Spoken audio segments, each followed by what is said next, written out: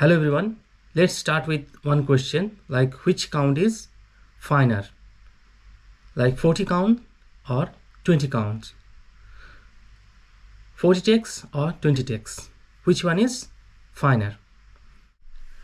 To understand this one, we have to understand what is yarn count.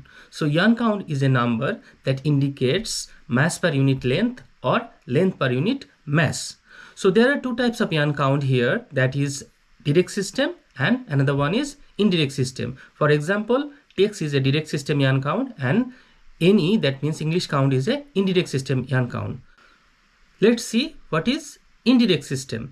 So the common feature of all indirect system is the weight is fixed and the length of the yarn varies according to the fineness of the yarn.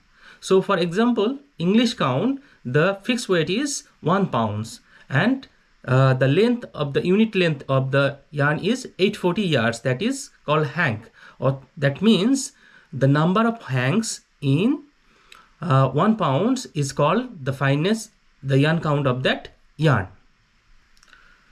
Similar to English count, there are few kinds of indirect count. For example, metric count, woolen count, linen count, those are the indirect system count system. So if you follow this chart, then you can easily identify the definition of indirect count system. For example, for metric count, number of kilometers per kg of yarn. So here the unit of length is kilometers and unit of weight is kg, 1 kg. So similarly for the linen count, it will be defined as the number of 300 yards length per pound. So you can easily identify, you can easily define the definition of each indirect count. Now let's talk about the direct system count. So the common feature of all direct system count are the length of the yarn is fixed and the weight of the yarn is varies according to its fineness.